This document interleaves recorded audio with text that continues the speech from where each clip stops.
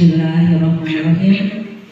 Assalamualaikum warahmatullahi wabarakatuh. Waalaikumsalam warahmatullahi wabarakatuh. Bismillah, alhamdulillah, la haula wala quwwata illa billah, amma ba'du. Bapak Ibu yang saya hormati, pertama marilah kita memanjatkan puji syukur kehadirat Allah Subhanahu wa taala yang telah memberikan nikmat sehat sehingga alhamdulillah pada hari ini kita bisa melaksanakan tugas sebagaimana mestinya.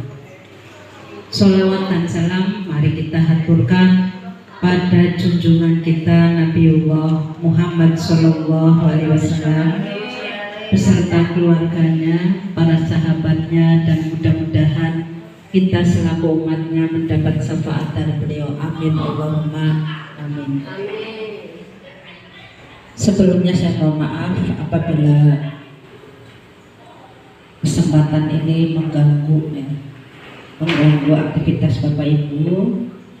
Ini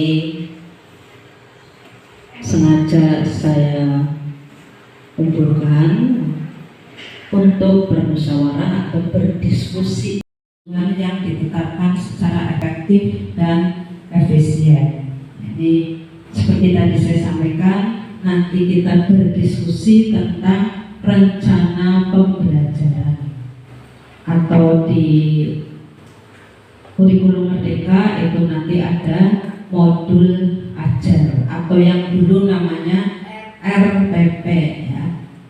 Rencana apa ini? RPP apa? Rencana pelaksanaan ya. Rencana pelaksanaan pembelajaran atau skenario proses pembelajaran dari awal masuk sampai penutupan atau sampai selesai proses pembelajaran. Kalau sekarang dalam kurikulum Merdeka namanya modul ajar. Pada intinya sama. Modul ajar dengan dulu RPP itu intinya sama. Itu adalah langkah-langkah yang Bapak Ibu buat atau Bapak Ibu konsep dan pembelajaran yang isinya langkah konkret dan urutan kegiatan. Untuk bagian ketiga adalah rencana asesmen atau penilaian yang terdiri dari instrumen, tata cara melakukan penilaiannya, kemudian asesmen dapat berupa formatif maupun sumatif. Dan semuanya ini itu sudah ada pada kurikulum Merdeka. Nah, kemudian seperti apa asesmennya? Ya kembali lagi tergantung pada materinya atau bahan ajarnya itu nanti seperti apa. Nah, ini tadi sudah saya sampaikan, modul ajar itu sama dengan RPP plus katanya kalau sekarang rencana pelaksanaan pembelajaran. Modul ajar merupakan salah satu jenis perangkat ajar yang membuat rencana pelaksanaan pembelajaran untuk membantu mengarahkan proses pembelajaran mencapai capaian pembelajaran atau CP. Jadi modul ajar tadi sudah saya sampaikan itu adalah suatu rencana atau planning atau skenario pembelajaran yang disusun oleh siapa? Oleh guru. Nah, ini sebenarnya Bapak Ibu guru yang membuat konsep pembelajarannya itu nanti seperti apa langkah-langkahnya. Itu Bapak Ibu guru. Akan tetapi karena sekarang pemerintah dengan kurikulum merdekanya itu sudah membantu kita yang namanya modul ajar itu mau model apapun ada. Tinggal kita aktif masuk pada PMM. Di sana modul ajar apa saja ada, ya. Tapi kalau Bapak Ibu mau menyusun sendiri, itu sangat dibolehkan. Nah, sangat dibolehkan karena apa? Justru Bapak Ibu guru itu lebih tahu persis kondisi siswanya.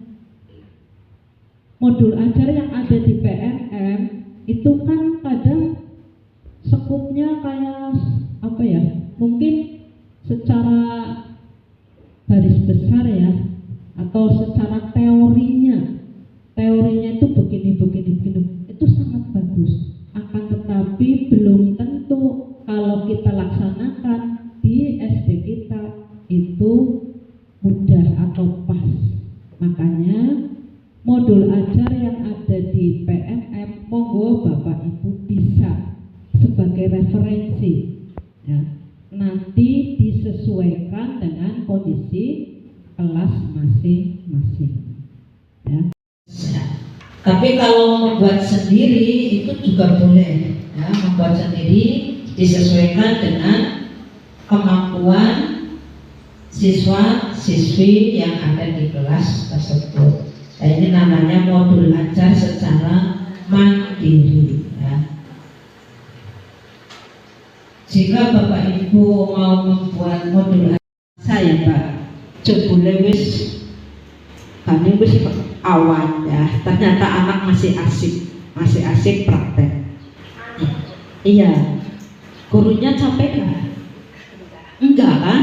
Gurunya nggak capek ngomong, ya. Tapi anak asik, anak benar-benar praktek, menghayati, menikmati, ya. Dan insya Allah hasilnya lebih melekat dalam ingatan anak.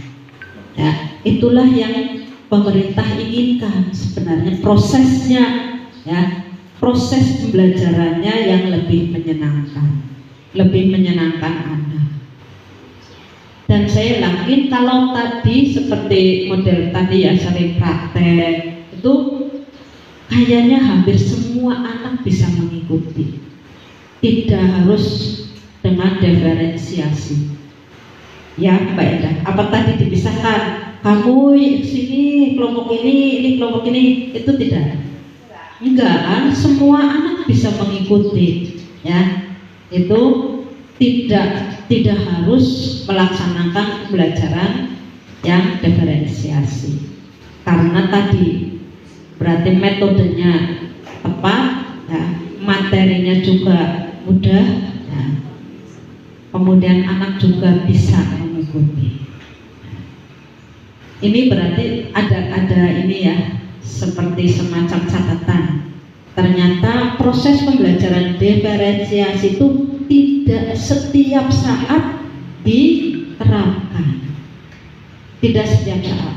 Sama strategi ataupun metode pembelajaran itu tidak ada satupun metode pembelajaran yang paling baik, tidak ada.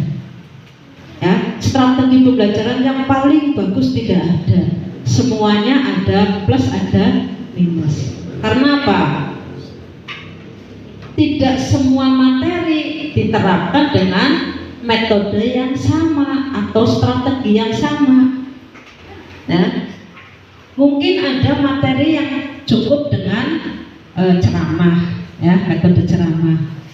Ada materi yang harus dengan demonstrasi atau dengan praktek dan sebagainya. Jadi metode pembelajaran atau strategi pembelajaran itu akan dikatakan baik atau tepat apabila sesuai dengan materi yang disampaikan.